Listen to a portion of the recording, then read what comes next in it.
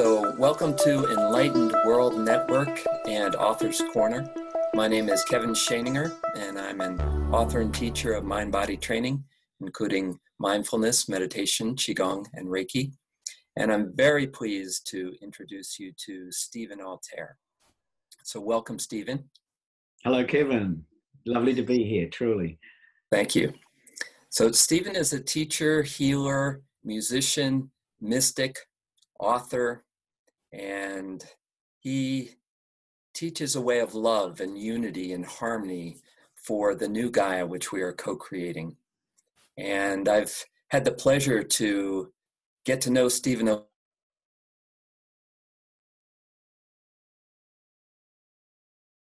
several weeks, and just excited to learn more about you, to learn more from you, and just to be with you, to be present with you.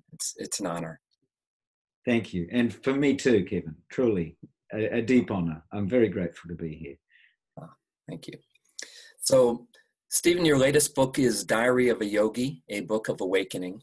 And the moment I got this book, I was reading a book called Rainbow Body and Resurrection. And I heard the doorbell ring, and I went and I got the package where your book was, and I opened it up, and I set the other book down on the couch, and I opened it and started reading.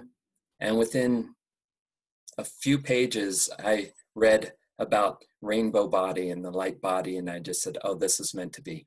This is meant to be that I'm reading this book. And then as I continued to read, I was just amazed at the astounding variety of practices that you have been a part of, that you've studied, that you've practiced, and that you weave together. And I also, that's something that I've done myself. So I really resonated with that approach to things. I've never been one who was like, here's the way or the highway. It's not this and not that. It's all of these practices, all these traditions are speaking a perennial wisdom. And that really resonated with me from your book. And can you tell us a little bit about some significant moments in your life that led you along your path and gave you, brought you to Diary of a Yogi? Yeah, sure. And look, thank you for that. And thank you for supporting the many practices that all the great masters and gurus and extraordinary souls have brought to this planet to help us awaken. Because like yourself, I really have explored deeply in many of the great traditions and found their practices to lead to the same one light, the same one shared heart, the same one presence and awakening. So, you know, it's as if we're all part of this one extraordinary diamond, many-faceted diamond consciousness. And we come to it from different angles, but we all end up at the same point. And I think when I knew I was going to be interviewed by you, I was particularly excited because I'd read your book, Clear, Quiet Mind, and I'd had the same sort of experiences I experienced through the many practices I'd done.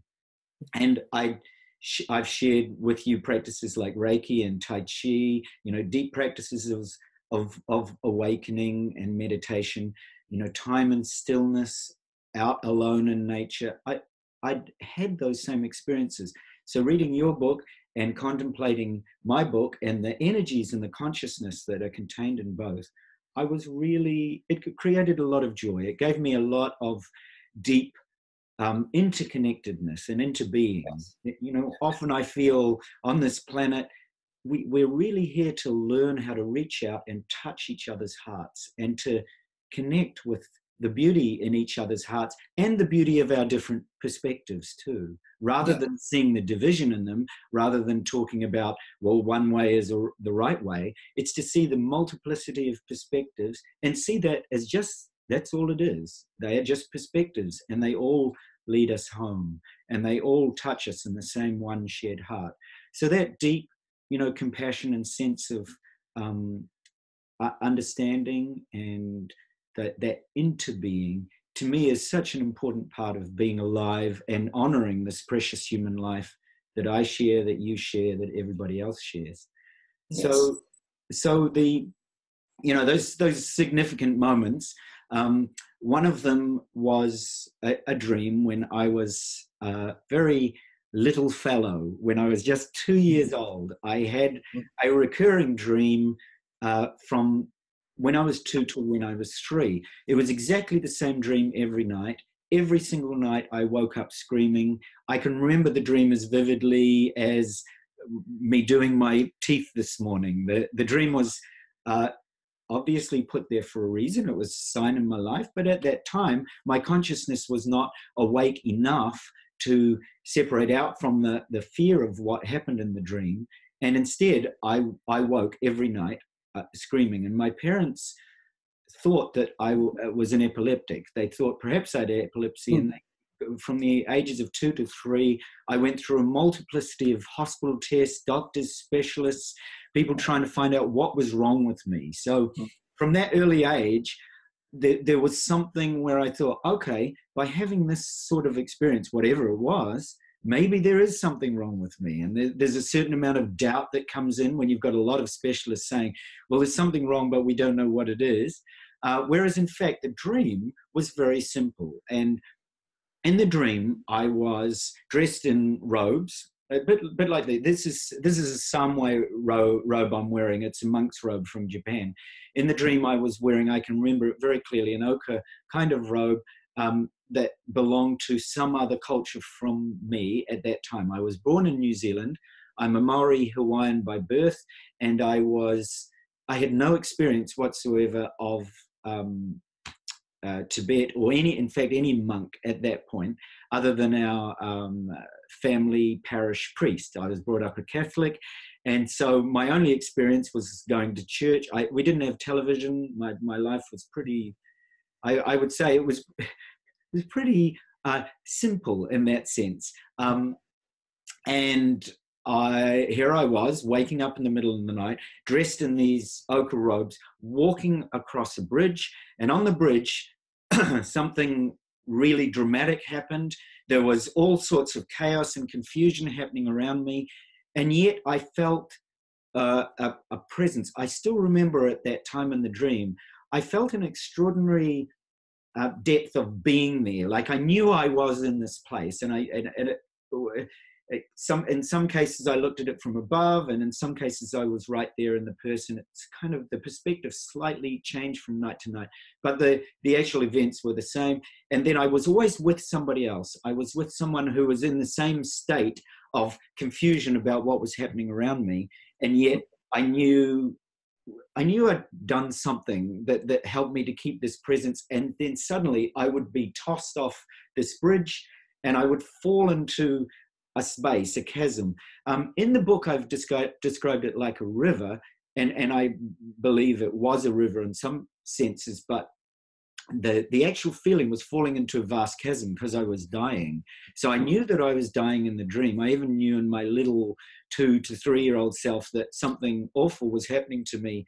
If from that point of view. Now, certainly now I understand that death and change is a transition, but at that point it was very frightening, and I would lurch off and I'd fall. Now, as I fell, that was where something completely different happened in my being.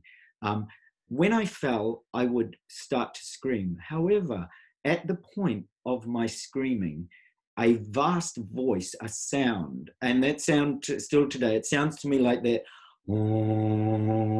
Sounded like an enormous filling the space, and there was a presence of light. And I couldn't put any of this in any kind of context as a 2 or a 3 year old. I just knew something dramatic was happening. There was this vast voice, there was this light, there was a radical change from standing on the bridge to whatever happened afterwards. And I would wake screaming in a sweat, and no specialist was ever really looked at the content of the dream. At that point, they were more operating on the fact that I was dreadfully scared, and that I woke up in a cold sweat, and that something was happening in my brain that they didn't understand. So that it was after, it would have been a good year of tests, and I can still remember looking into some of these machines and being asked at a very young age, what is this image? And they'd show me the image of a dog and a person with a dog, and I was thinking, this has got no connection to what I'm experiencing, and they would ask me to describe what I think would happen next, or was I experiencing in this side of the eye, or was I looking, there was all sorts of these really quite meaningless tests for me at that time. And at the end of a good year or so of this, one woman, a female doctor, said, have you ever tried taking all his clothes off, all the blankets, just leaving him on the bed, like naked, basically, and seeing if that will cool his body temperature down so he can sleep? My parents did that night, and the dream stopped. And what it did do is it awoke a really deep curiosity in me as to where did this come from? What was that I experienced for an entire year? And it was exactly the same dream every single night. And my mum talked to me a lot about the dream. She actually had an experience prior to that when she was a teenager, when she met Maori elder in an orchard when she was just a teenager. And the Maori elder actually told her about me and my past lives and about what I'd experienced. But she never told me about that until just a few months before she passed away. I think, to her credit, and I mean, it does move me when I think of my mum, because she's such a glorious soul. To her credit, she didn't want to influence my life by telling me the things that the Maori elder had told me before it was too. I think if I'd known that as a very young person, maybe it would have done something entirely different for me. Maybe I would have gone straight to a Tibetan path and got locked into that. Whereas as it was, she left the curiosity open, and she didn't kind of translate anything for me. She didn't tell me about her experience as a teenager and receiving these visions and my path. In fact, a lot of messages from my path until just a few months before she died. So, I really do thank her for that, because the curiosity that was awakened at such a young age meant that I kept saying to my parents, and it makes sense to me now, but when I was 4, I kept saying, I want to learn Japanese. I want to learn a different language. And the only reason I said Japanese, I had no experience of Tibet at that point. I didn't even know where it was. I only knew that my next door neighbor, not my next door neighbor, a very near neighbor who was a very good friend of mine, his next door neighbor was a Japanese woman, and they took me to meet her once. And when I looked at the art, she had a different wall hangings and symbols, and her expertise was in tea making. And tea making, if you've ever been to Japan and the type of presence and awareness that's brought into the tea ceremony. So she did this for me so it would have been after I had the dreams and before I was 4, she did the tea ceremony. And I just said to my mum, I want to learn Japanese. I want to learn about this. And my mum said, why? And I said, I don't know. I'm just curious. I need to know. So I went and learned Japanese at a very young age. And I learned about tea ceremony. And from her, I learned the beginnings of Zen and the beginnings of Zazen, or mindful meditation, but in a very simple way for a little fellow. It was just to sit still before the tea ceremony and just to simply take in some of the presence of being still before she did the tea ceremony. So I still remember that, and that searching process led me to a great deal of curiosity in paths like Tibetan Buddhism and Kriya Yoga and mindfulness practice in Zen, and the esoteric paths of Christian mystics and the paths of Hindu saints and so on. So and Sufi mystics and so on. I became very interested at a very young age what what was this experience that I'd had, and how could anybody explain it? In the Christian church that I was part of, and it was a Catholic church, I soon became aware that people kind of followed what the priest said, but that in terms of what Jesus spoke about, and I was particularly taken by words like, I am the light of the world. Think, well, what does that mean? And a particular phrase that I've heard you use and that I use a lot is that, for those people that come after me, they will do much greater works than I. And I thought to myself, but where are those instructions? How do I learn about that? I can read the stories of mystics and understand that they've been through that process. So where is it? And I asked the priest, and the priest would just say things like, "Oh, that's those saints have that kind of experience, but we follow catechism, we follow the rules of the Bible, and that's where we find our instruction." But that really didn't satisfy me. I became very close in heart space to Saint Therese of Lisieux. I discovered that my own birthday was the same birthday as her sister Pauline, and I actually had an experience when I was around 6 of being in Saint Therese of Lisieux's house as her sister. And that didn't make any sense to me really as a 6-year-old, why I would be experiencing somebody else's life and I'm not even trying to suggest that I have any connection in terms of past lives to any of the people that I mentioned, but I was able to tune into the consciousness of being there, and it was a purely spontaneous experience. I was praying really deeply one day to Saint Therese of Lisieux, because I loved her to bits. I just couldn't get enough of her books and her prayers, and I just was so devoted. From a very young age, I've had a very deep and very sincere devotion to the saints and to the mystic. I just love them like my family. And so, and I read all their books from very young age. I read a lot of things. I read everything from the Odyssey to Lord of the Rings to all the mystic books from Saint Teresa of Avila, Saint Teresa of Lisieux, Saint John of the Cross, Saint Catherine of Siena.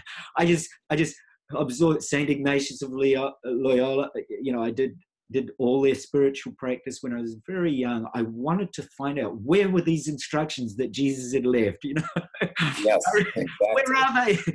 Please. I was, begging the saints to just come in front of me. And I think that as they talk about in Hinduism, that bhakti or devotion really helped me to connect in a visionary way to the same experiences that the saints and mystics were having. So next door to me at that stage, there was a beautiful alchemist, and I didn't know that at the time.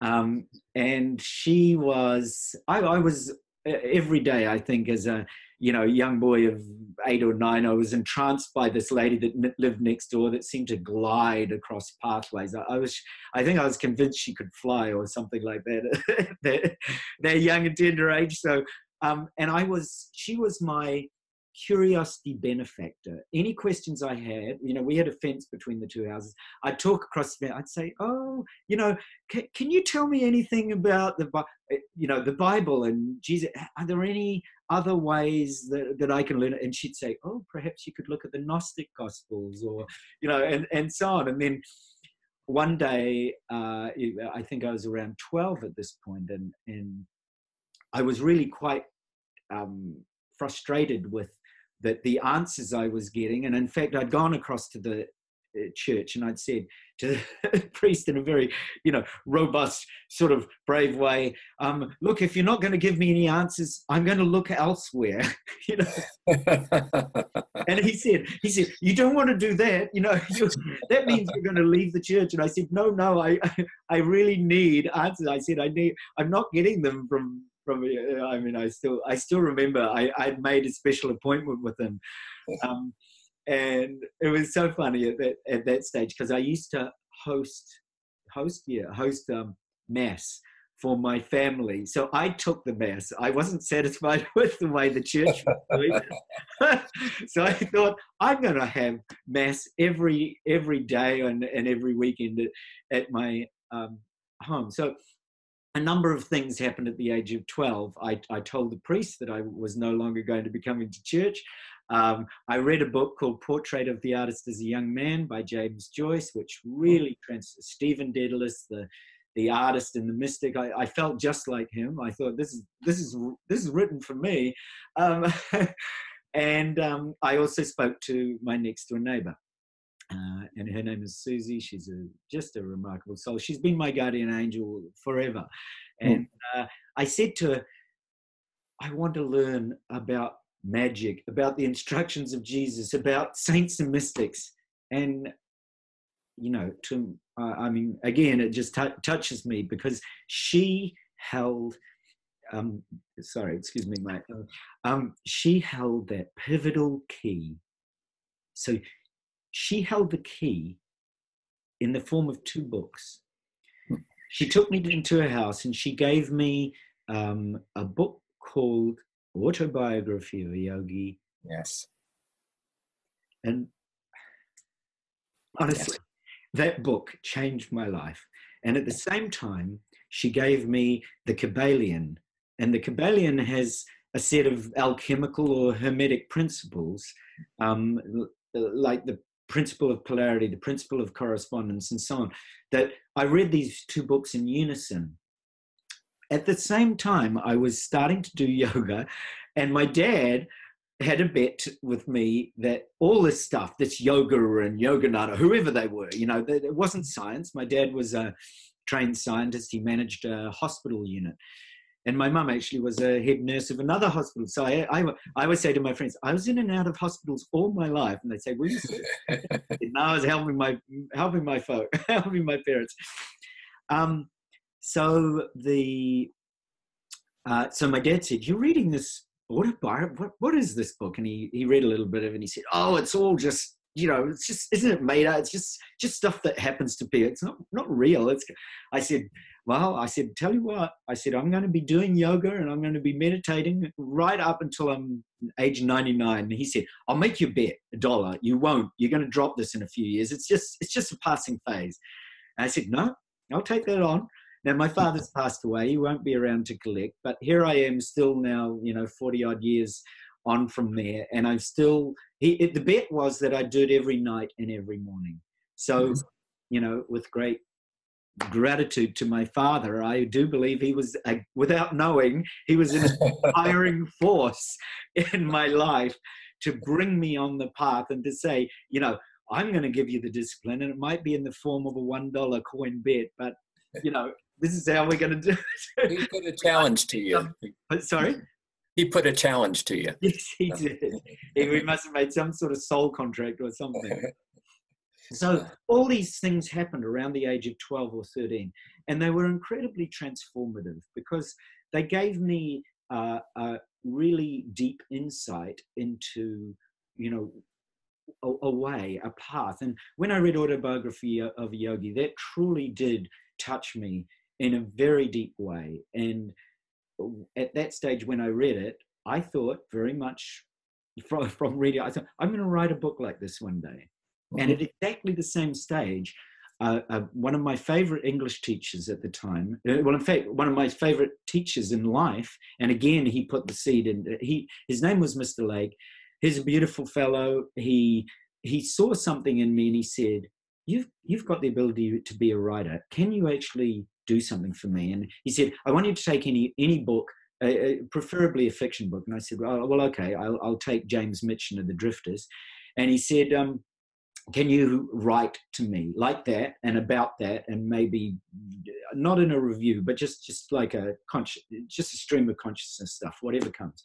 So I wrote that for him, and he said, this is brilliant. He said, you're going to be a writer. You're going to be a writer. And so that seed was planted. Susie and my mom and my dad and Yogananda and the Kabbalion and my English teacher, they all planted the same sorts of seeds. Which was giving me the courage to look at what it might be to walk a mystical path and explore it. And so from that particular time, the age of 12 or 13, as I describe in the book Diary of a Yogi, I went through a lot of different stages and disciplines, practicing.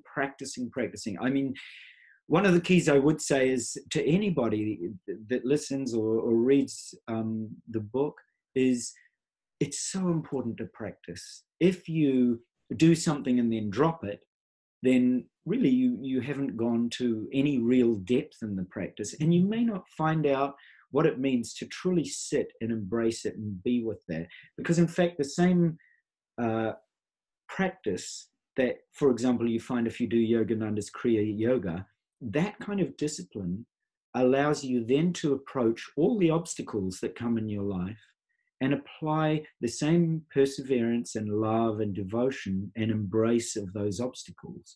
Because the practices, that you share in your book, Clear, Quiet Mind, and that I share, although mine is not really such a sharing of practice, it's more a sharing of an energy in my book. There is another book that that I'm halfway through called Diary of a Yogi, Portals of Presence, which describes the specific practices. So this book is more a journey, a visionary journey, in the hope that people reading it will think, I can do this too. I can explore my life with the same curiosity. I can follow my dream, whatever it is. I can value and honor and cherish my path. I don't have to be like anybody else. I don't have to take this path and say, oh, well, so-and-so told me that this is the only way. Because in fact, we all are so unique, and this human life is so precious that to embrace it from the outset and really honor all the sacred teachings that come into your path when you feel connected in the heart with them is such a joyous thing to perceive. So that's the kind of message that I want to give through the book Diary of a Yogi is, follow your dreams, trust your path, work with the simple presence and foundation that you're given in your life, and honor it deeply, and practice. I think I've often, when I've given talks, spoken about a process, a 3-step process, the ground, the path, and the fruit, and really where we come from is our ground, and that ground can mean a lot of different things to a lot of different people. In my case, the ground was my curiosity led me into a deep understanding of presence, and that when I was really still, there was an awakened presence that was like a witnessing presence that was there all the time. And when I was very busy, I would often miss that. But when I was able to slowly and calmly be present, that deep inner presence was there. So that's kind of my ground. That was the ground I discovered. So the curiosity from that very early dream led me to establishing a foundation or a ground of presence. Now, from that ground of presence, and whatever way people come to that could mean all sorts of different things. It could be through prayer or silence or stillness or nature or meditation. It could be love in a relationship. It could be some other kind of awakening.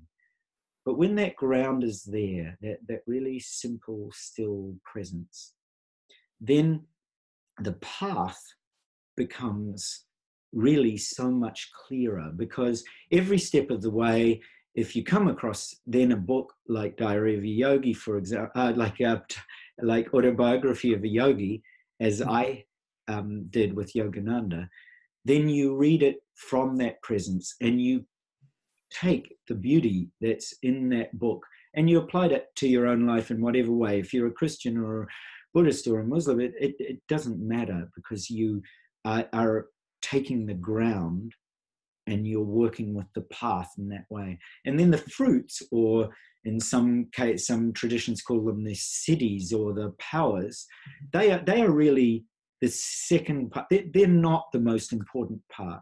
The important part is to work with the ground so that you can actually see the path clearly. And then the siddhis or fruits can be any one of a number of remarkable things, and also very ordinary, the miracle in the ordinary moments of your life. So the times that I've gone to the train station and I've stood there and I might have woken up on the wrong side of the bed and I'm feeling a little bit agitated, and then suddenly I'm there and I look at the morning and I remember to breathe and I'm back. That foundation, that presence is right there.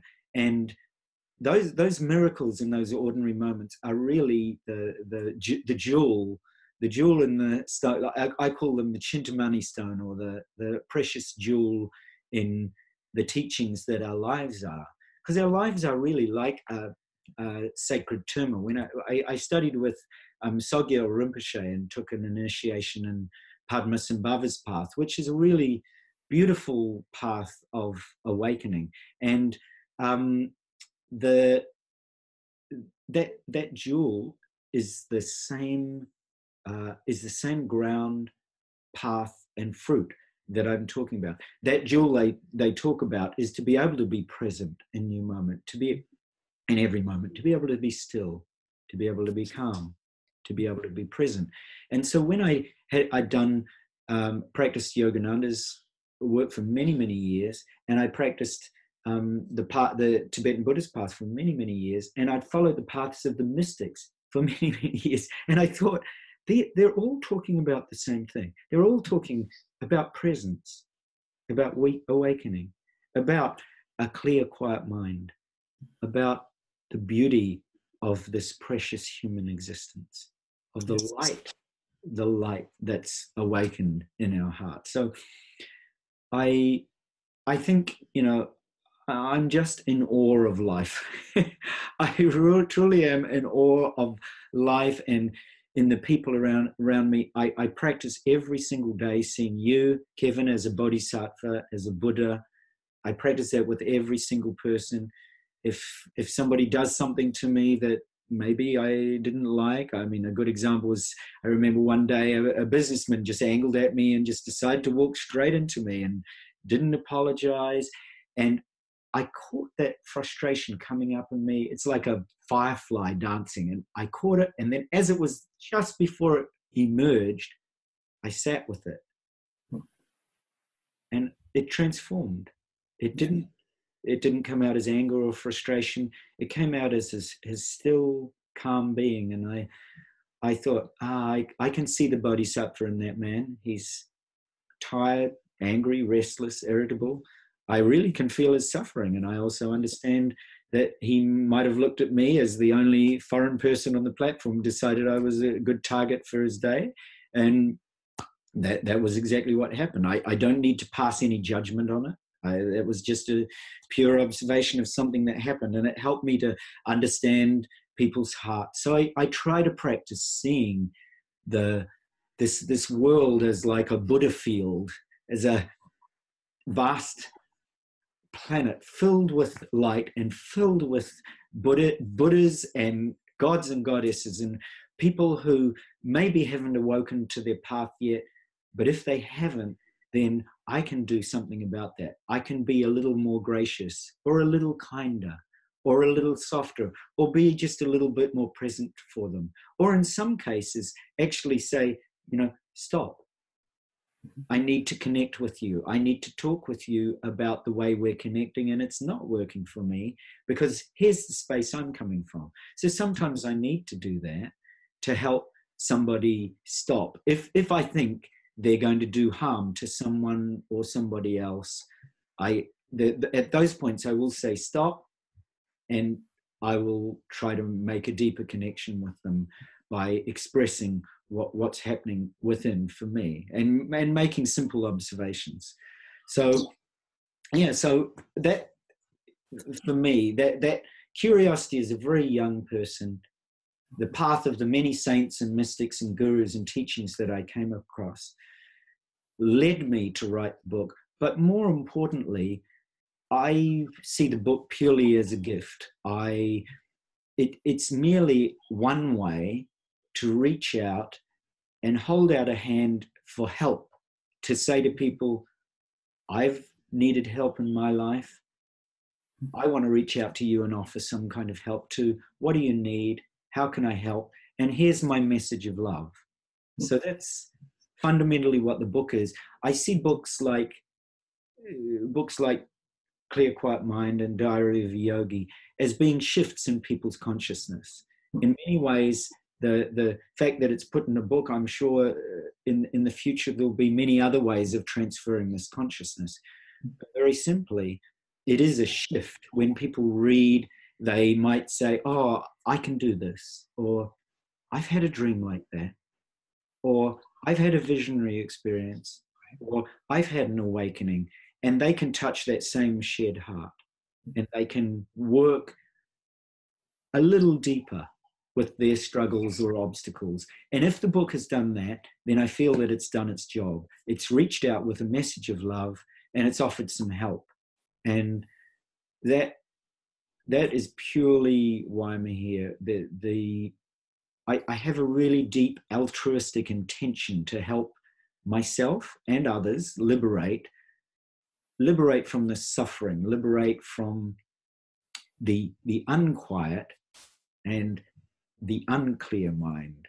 So I mean, that's why for me, it's a great joy to be doing this interview with you, because we share that same understanding of presence and awakening and love and compassion, wisdom, devotion. You and I and so many of our listeners are really devoted to this planet. They're light workers. They're people who are awake and want to help. And sometimes people are just not quite sure how or where to help, how to reach out.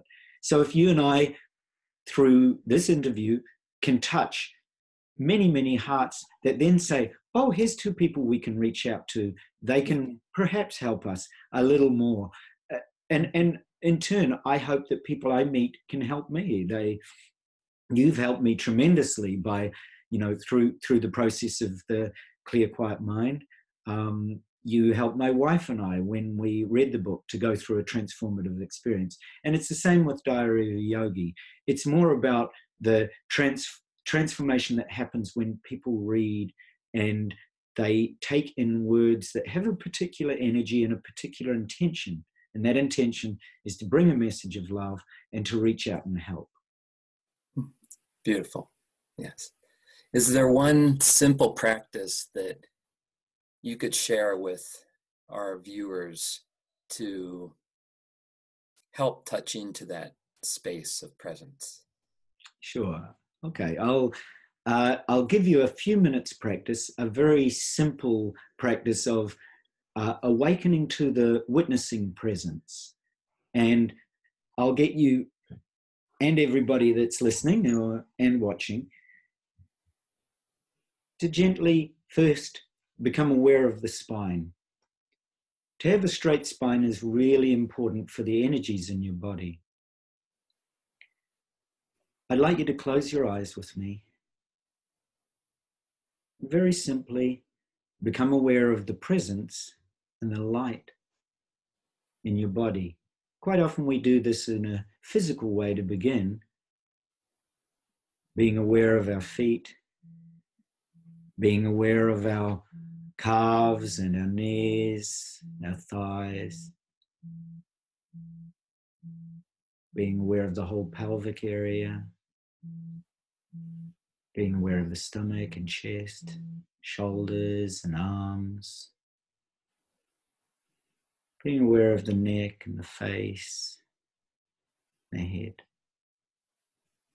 So when we're aware in that way, we're aware of energies that exist in our body.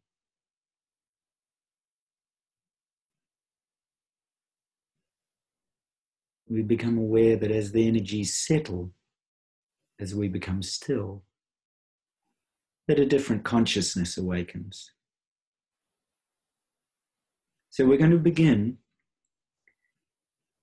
by taking our awareness and attention to the breath, the breathing.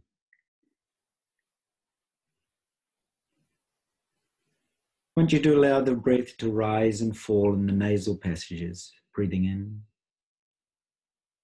and out. Very simple breathing in and out.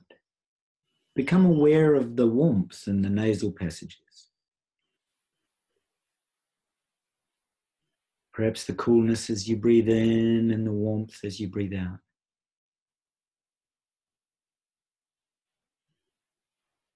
And as you breathe, become aware that there is a watcher or a witness of the breath.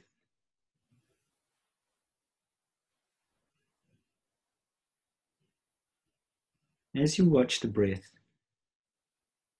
ask yourself, who is it that is watching the breath? Who is it that feels the breath in the nasal passages? When you feel that coolness, who is it that is feeling it?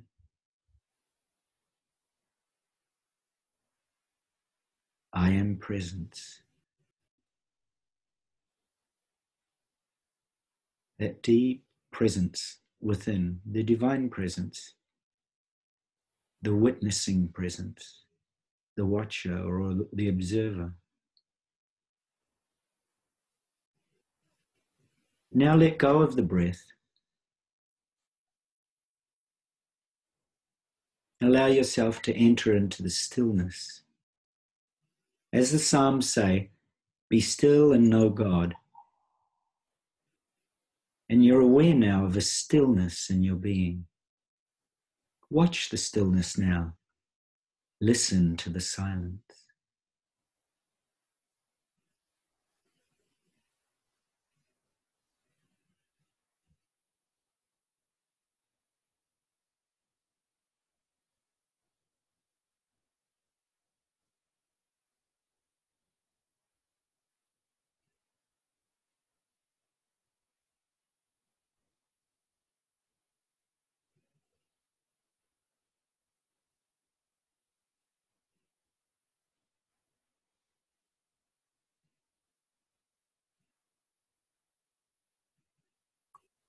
Who is it that is aware of the silence?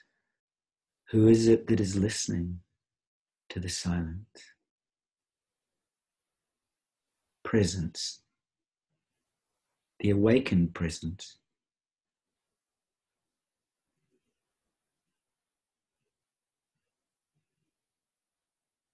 Become aware of this presence in your heart. Take your attention and energy and awareness to the heart space. Visualize in the heart a seed of light, size of a mustard seed. Imagine that your faith in the light of the mustard seed is great. And as you center in the heart, this light of the mustard seed begins to spread in love and in kindness, out to fill your heart, out through the winds and channels and meridians in your body, out to fill the shoulder space, the arms, the torso, down the legs, the soles of the feet, and up and into the brain, to fill the head. Imagine that this light, the light of the single mustard seed, shines out beyond the body, into the room, that this love and kindness embodied in the light fills your house, your neighborhood, fills the countryside, the mountains, the lakes, the rivers, the oceans, fills the space, fills the atmosphere, the entire planet, radiates with the light out into our solar system, the planets, out beyond our own solar system into other solar systems and other star systems and galaxies, out into the universe itself, and then many universes besides, and worlds and dimensions beyond that. The same one light that you share and I share, the same one shared heart, radiates light for all beings.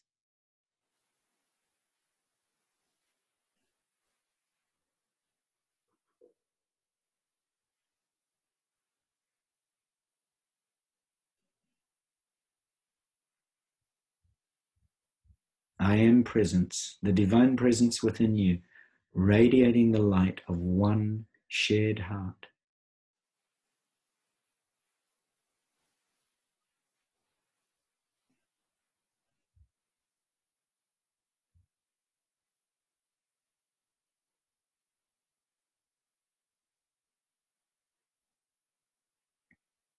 So slowly bring your awareness now back to the breath. As you become aware of the breathing again, become aware of the presence, the awakened presence that observes the breath, the witnessing presence, the light of one.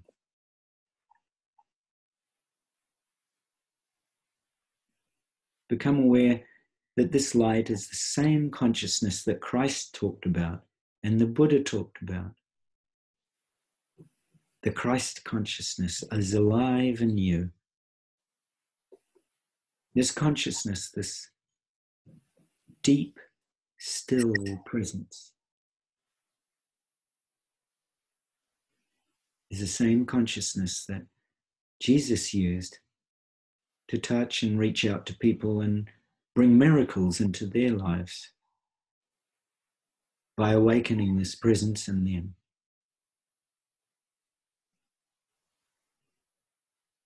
Slowly bring your awareness and attention back to the room. And when you're ready, very gently, open your eyes.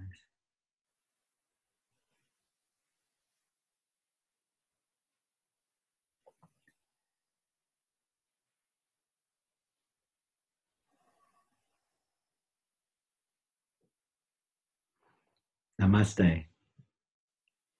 Namaste. Beautiful. Thank you. Thank you too.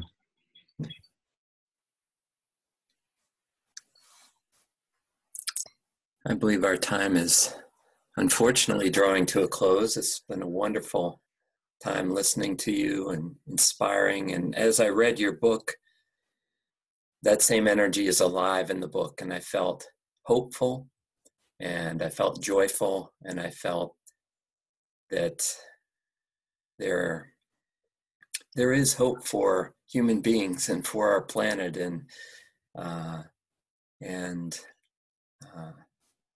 So I encourage everyone to read this book and find that hope and find that joy and love. And if you would just tell us to close up now, where this book is taking you now and what any new ventures you have. The latest new venture is Enlightened World with you, Kevin, and also with Ruth Anderson, Dr. Anderson, and with a lot of other people that are coming to join it. I definitely encourage all of you listening, if you're light workers and you would like to be part of a much greater network of a way of reaching out to a greater number of souls, then please do join the Enlightened World Network. It is a really wonderful way of us all gathering and sharing and reaching out and touching people with presence and awakening and love. So the Enlightened World has been a natural step, and it is something that I am involved in, particularly gathering people, collecting people, and helping people through things like meditation, and also through their videos, through transformational practices, through some schools of transformation, and also through the YouTube network, which is also part of it, part of reaching out. So if you're a person that has YouTube videos and you would like to be part of an Enlightened World Network, we would love to have you. So that's been a lovely part. as I've often said to Ruth, I see the Enlightened World Network as not really a thing. It's not a television channel. It's actually a way of souls gathering and uplifting others into the light and assisting in awakening and presence on this planet, and bringing love and compassion and wisdom and devotion to each other through Enlightened World. So it's very much a symbol for what is happening for us all, and for the big shifts we feel. Thank you, Stephen. Thank you, Kevin. It's been an honor to talk with you.